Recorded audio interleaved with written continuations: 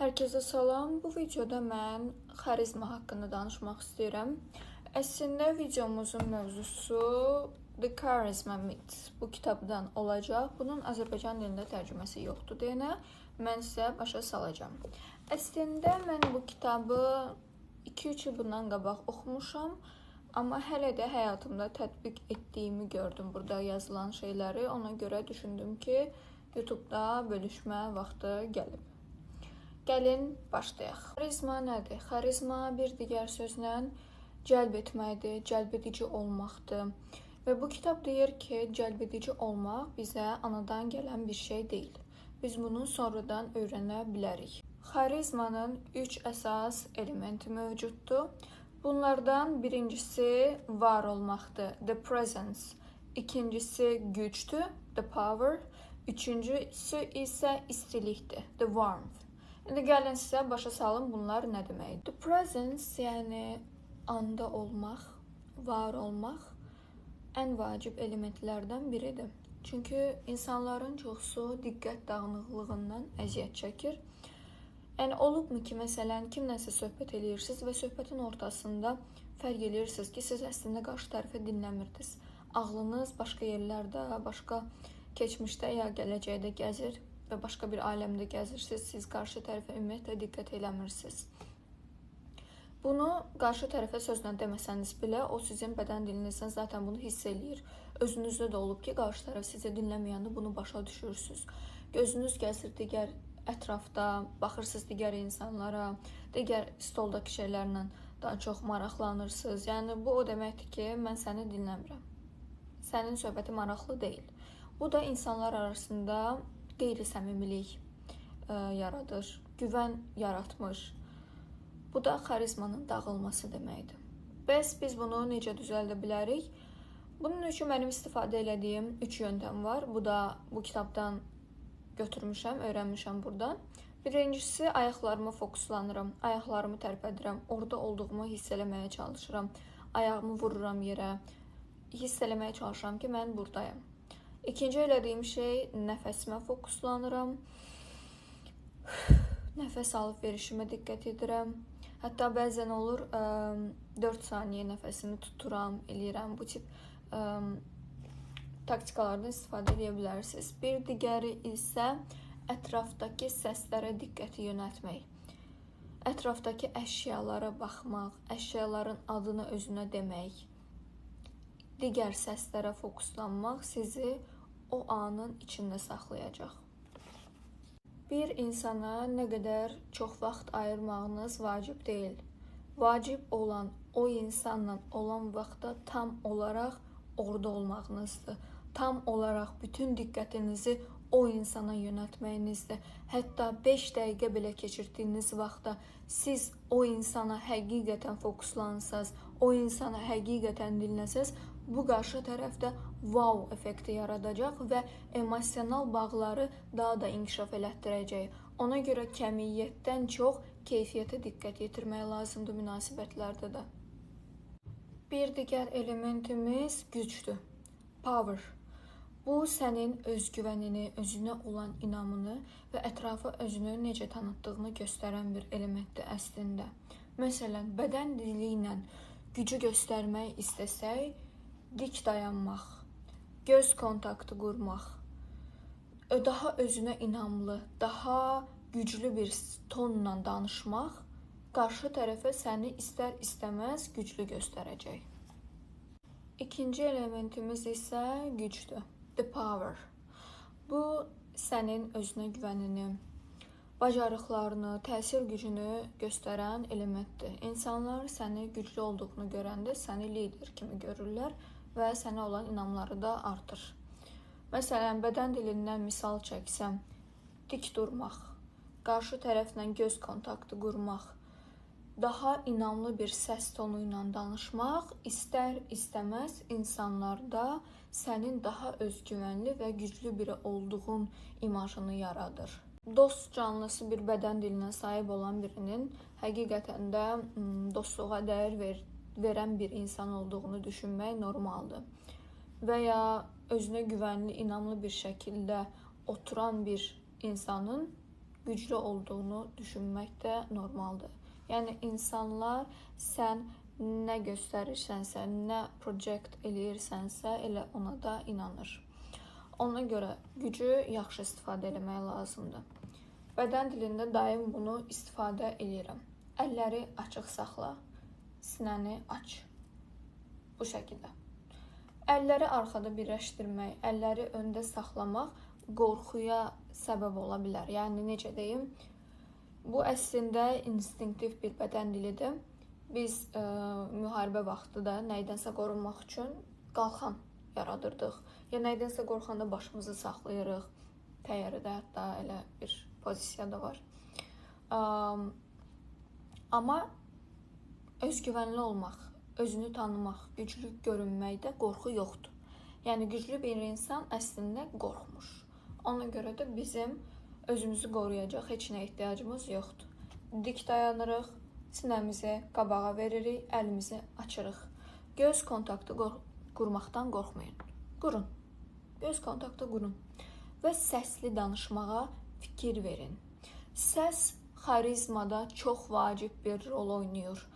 Məsələn, cümlənin başına daha sakit bir tonla başlayıram. Ortalarda daha inamlı bir tonla davam edirəm və cümləni qurtarmağa yaxın səs tonumu azaldıram. Gördüyünüz kimi hal-hazırda bunu elədim. Səs tonunu ona görə istifadə edin. Bəzi insanlar görürəm, çox qəşəng qızlar var, məsələn, çox ağıllıdırlar, çox bacarıqlıdırlar, amma nəsə sual soruşursan, nəsə bir söhbət eləmək istəyirsən, heç nə dediyi eşidilmir, nə danışdığı eşidilmir, fikrini çatdıra bilmir bu adam. Bu tip insanlar avtomatik olaraq zəif görsənirlər. Mən demirəm ki, siz gedin qışqırın, qışqıra danışın, dediyim dedik olsun, yox.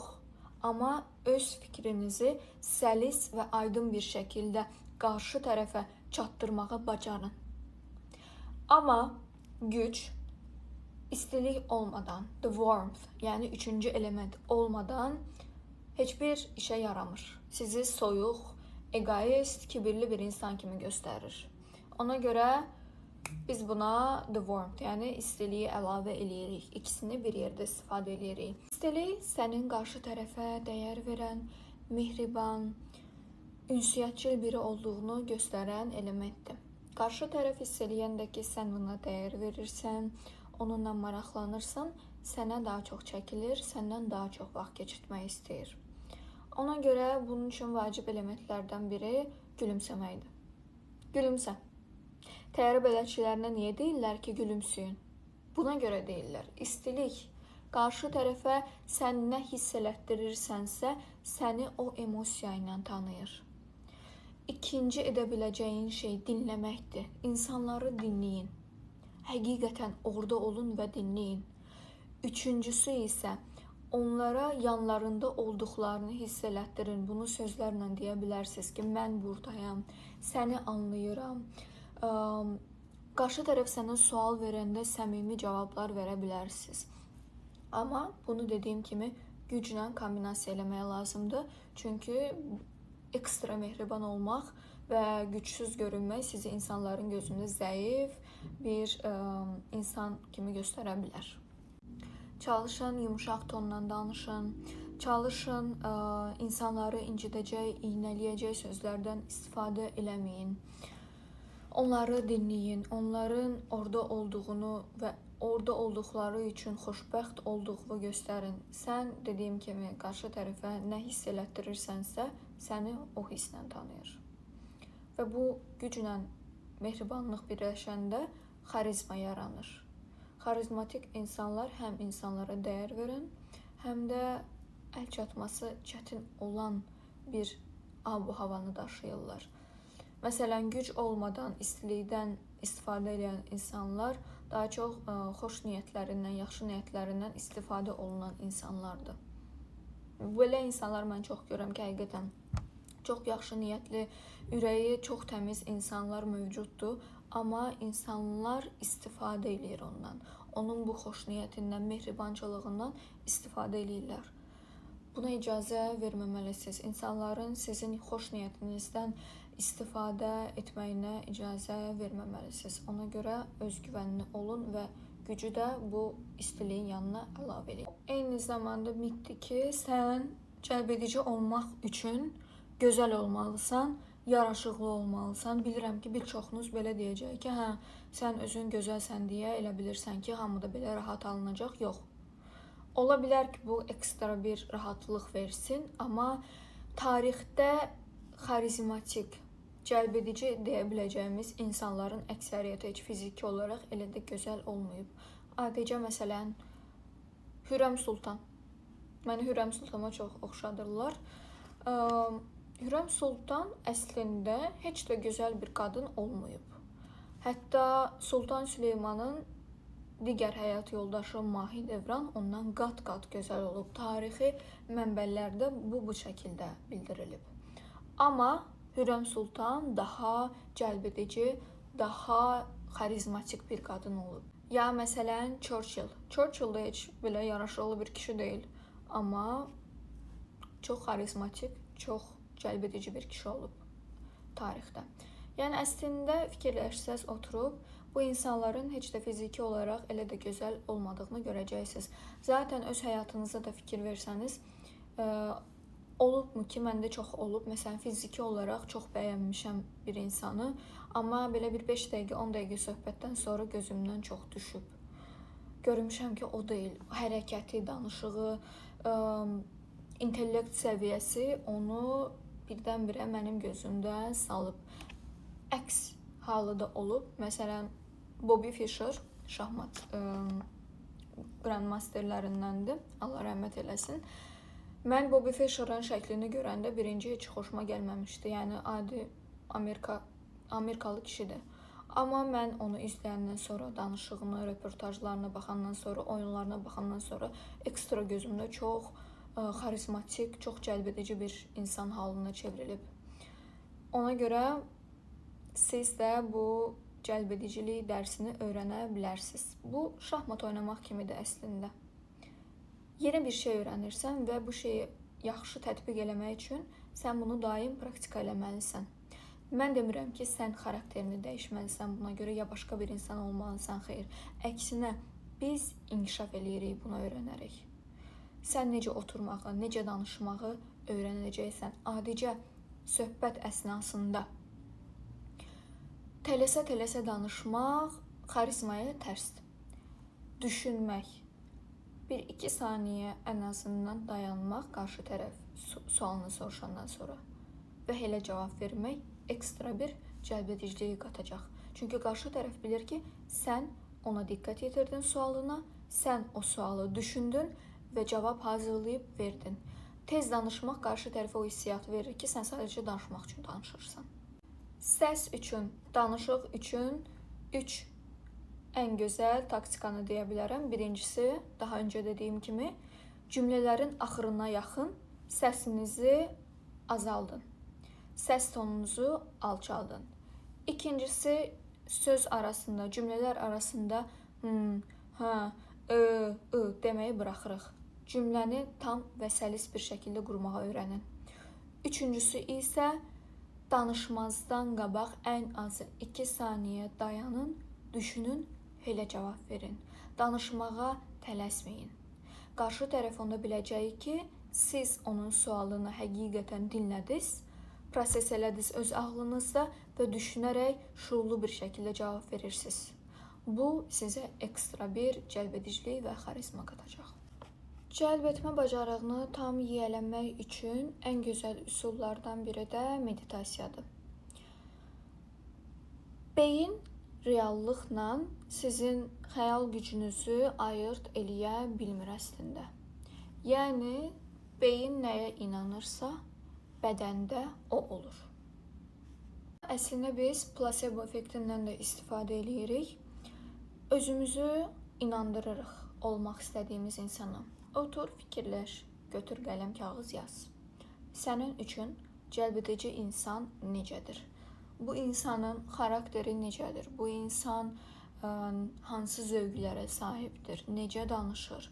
Bu insanın danışdığı mövzular nələrdir?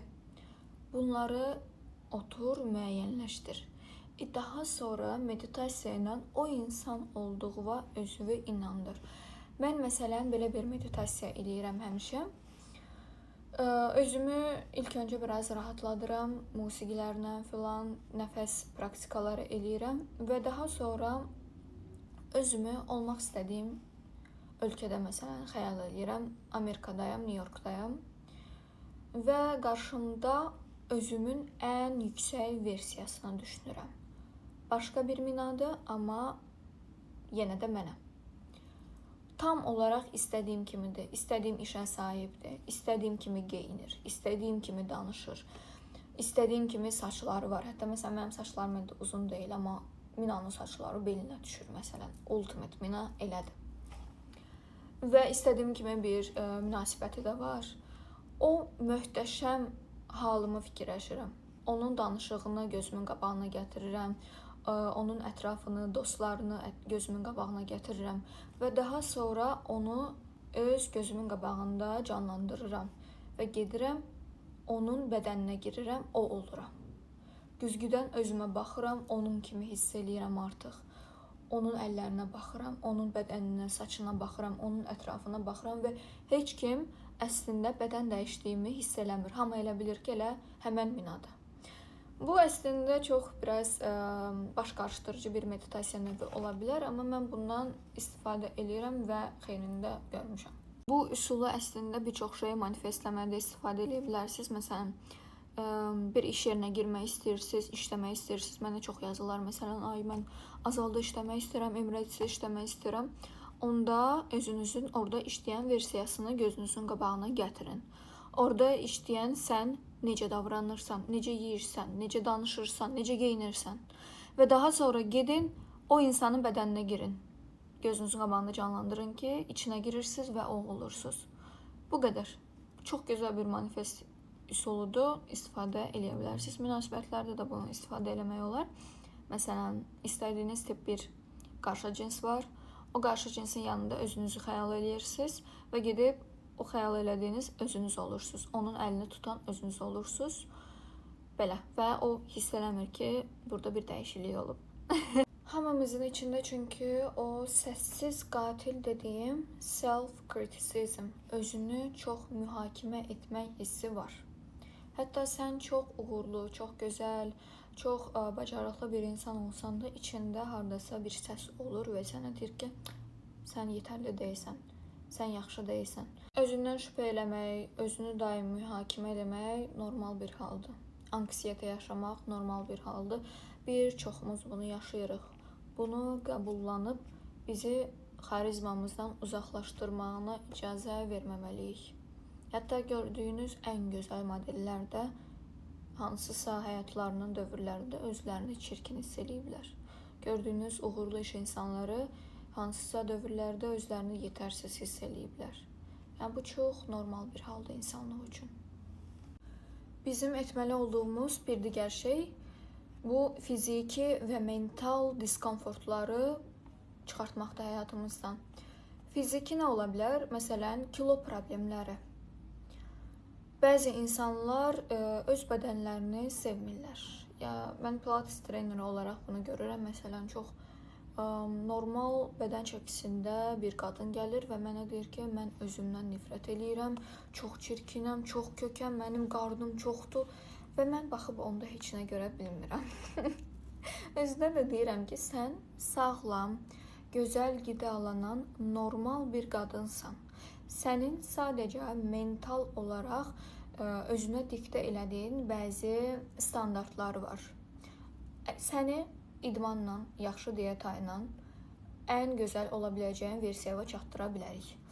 Amma sən əgər özünü hansısa Instagramdakı photoshoplu modellə müqayisə eləyirsənsə, sən ora heç vaxt çatmayacaqsan. Çatdıraram səni 2 saniyədə photoshopla amma. Bu mental limitləri və əslində real olmayan müqayisələri bir kənara buraxma zamanı gəlib artıq. Həqiqətən xoşuma gəlməyən və düzəldilə bilən hər şeyin tərəfdarıyam. Mən estetikə qarşı olan bir insan deyiləm. Qarşı olduğum şey real olmayan müqayisələr əsasında gedib təbii gözəlliyini məhv eləməyindir. Hisslərimizi qəbul eləməliyik. Bu, insanlığın ən böyük problemlərindən biridir. Xüsusilə bunu kişilər çox eləyir. Bir damcı ağrı, məyusluq hiss eləyən kimi bütün hisslərini gizlətməyə və üstünü örtməyə çalışırlar. Çünki bu hissi təzədən hiss eləmək özünə olan bir xəyanətmiş kimi qəbul edirlər. Bu, düzgün yanaşma deyil. Yəni, biz sadəcə məyusluğu hiss eləmirik. Biz məyusluq haqda məyus oluruq. O hissi fikirləşəndə pis oluruq və bu da içimizdə konflikt yaradır. Bu, axır əvvəl çıxacaq. Sənin bundan qaçışın yoxdur. Freudun dediyi kimi, yaşamadığımız hisslər axır əvvəl daha iyrənc bir formada çıxır ortalığa, özünü göstərir. Yaxşı hissləri yaşadığın kimi mənfiləri də yaşamalısan. Bu emosiyadır, bu hormonlardır, gəlir və gedir. Hisslərini bastıran insanlar cəlbedici insanlar deyil. Hisslərini həqiqətən yaşaya bilən və bundan qorxmayan insanlar çox cəlbedicidir. Çox cəlbedicidir. Niyə cəlbedicidir? Çünki bu insanlar boş yerə drama yaratmır. Öz yaşadıkları mənfi hissləri, məyusluğu, pis xatirələri sanki sırf onlar yaşayırmış kimi davranmırlar. Bu ıssız adam sindromu var, onu eləmirlər bunlar. Çünki bilir ki, bu insanlığın bir parçasıdır. Əgər bunu mən yaşamışamsa, yəqin ki, dünyada başqa bir insan da bunu yaşayıb. Bu belədir. Hisslərini açıq-aydın deyə bilən insanlar ekstra xarizmatik görsənir. Məsələn, əgər o qəbul edirsə ki, o səhv eləyib, o üzr istəyə bilirsə elədiyi səhv hərəkətə görə, utandığını dilə gətirə bilirsə, öz mənfi hisslərini hələ qəbullanıb dilə gətirə bilirsə, bu ekstra özgüvən və xarizmadır. Bacarmağın ən asan yollarından biri hisslərin içindən məni çıxartmaqdır. Mən məyus hiss edirəm, yox. Məyus hiss edildi. Niyə? Otur, bunu analiz elə. Sanki sən bir elm adamsan və hissləri analiz edirsən. Hansısa situasiyada, məsələn, utanç hiss elədin. Otur və fikirləş. Utanç hiss elənildi. Niyə? Nə utanç hiss elətdirdi mənə tam olaraq? Və o hissin kökünə en, o problemi həll elə. Hər şeyin üstüvə gəldiyini, çıxış yolu olmadığını, ürəyin partladığını hiss eləyirsənsə, bu metoddan da istifadə edə bilərsən. Gözünü bağla və gözünün qapağına gətir ki, çıxırsan yuxarı, evindən çıxdın, məhəlləndən çıxdın, rayonundan çıxırsan, bu Google Maps-də xəritədə, məsələn, Waze-də görürsən hər şey yuxarıdan. Bax, o şəkildə fikirləş ki, yuxarıdan görürsən. Hətta dünyadan çıx. Çıx dünyadan. Dünyaya kainatdan bax. Gözün qabağına gətir bunları. Və təzdən, yavaş-yavaş get özünün olduğu yerə. Gir məhəlləyə, gir bütün o küçəni gör, evin içinə gir və nə qədər balaca olduğunu gör. Nə qədər sənin kimi insanlar olduğunu gör. Sənin o böyüdüb dağ elədiyin problem sənin beynində balaca bir elektromanyetik bir şeydir. Nə deyim ona, mən bilmirəm. Atomdur. Böyütmə. Bir digər edə biləcəyin şey reallığı yenidən yazmaqdır. Mən bir ara bir məsələ olmuşdu həyatımda, hansı ki mənə çox ağır verirdi o momenti fikirləşmək. Qarşı tərəfin mənə dediyi söz məni çox incidirdi və hər dəfə mən bu anı fikirləşəndə ürəyimdə o ağrını hiss eləyirdim. Daha sonra mən bunu psixoloqa danışdım və o mənə EMDR terapiya üsulunu məsləhət gördü. EMDR terapiya basically nədir, onu başa salım. Həmən momenti sənə xatırladır. Orada işıq var eyni zamanda. Belə işıq A nöqtəsindən B nöqtəsinə gedir, B nöqtəsindən A nöqtəsinə qayıdır. Sadə bildiyin işıqdır. Ona baxa-baxa sənə həmən momenti təkrar yaşadır. Və hər dəfə yaşayanda o momenti, əvvəl sənə ağrı verən o moment yavaş-yavaş adiləşir, normallaşır. Artıq drama edəcəyin vəziyyətdən çıxır, normal bir halına gəlir. Və sənə o reallığı təzədən yazmağını istəyir. Məsələn, mən eyni zamanda peşman idim ki, mən həmin momentdə daha fərqli davrana bilərdim. Ona cavab qaytara bilərdim, çıxıb gedə bilərdim. Amma mən sadə, məyus bir şəkildə oturub sadəcə qarşı tərəfi dinlədim həmin moment. Niyə belə bir şey elədim ki, mən onun peşmançılığını yaşayırdım ki, mən ona belə-belə deyə bilərdim, ona necə səhv olduğunu deyə bilərdim, çıxıb gedə bilərdim. Niyə eləmədim bu hərəkəti? Və həmin moment biz o reallığı yenidən yazdıq. Mən oturdum, addım-addım, həmən momenti fikirləşdim. Təzdən həmən adam mənə həmən sözləri deyir və mən artıq bu dəfə lazım olan kimi davranıram. Mən ona cavab qaytarıram, ona necə bir insan olduğunu deyirəm, elədiyi hərəkətin nə qədər səhv olduğunu ona açıqlayıram və oranı tərk edirəm, çıxıb gedirəm. Bu reallığı da elə həmən şəkildə davamlı fikirləşməyə başladım və artıq mən buna inandım. Belə də olmuş kimi artıq o məyusluq, o fikrin, o momentin mənə verdiyi məyusluq, o xatirənin mənə verdiyi məyusluq bu şəkildə çıxıb getdi. Əslində MDR terapiya üsulu bu şəkildə işləyir. Hansısa işığa baxmağıma məncə ehtiyac yox imiş. Bu ekstra bir şeydir. Bu terapiyanın üsullarından biridir. Bunu məncə biz evdə də özümüz eləyə bilərik. Hansısa momenti fikirləşirsən, sənə məyus elətdirən və ya hansısa insanla olan bir interaksiyaya fikirləşirsən, hansı ki sənə pis hiss elətdirir və sən başlayırsan öz ağlında öz istədiyin kimi o hekayəni yazmağa və bunu davamlı bir şəkildə fikirləşirsən, öz yazdığın hekayəni fikirləşirsən və buna inanırsan. Beyin, dediyim kimi, reallıqla xəyal gücünün fərqini bilmir və sən öz beynini öz istədiyin şeyə inandıra bilərsən, bundan öz xeyri istifadə elə. Bu qədər, amma mənim bu kitab haqqında danışa biləcəyim şeylər çoxdur. Əgər hamısından danışsaydım, bu video 2-3 saat olacaqdı. Digər videolarda görüşmək üzərə. Bəyənməyi, abunə olmağı unutmayın. Mənə dəstək verin ki, mən davam edeyim. Bilin ki, sizə maraqlıdır bu mövzu. Sağ olun, özünüzə yaxşı baxın.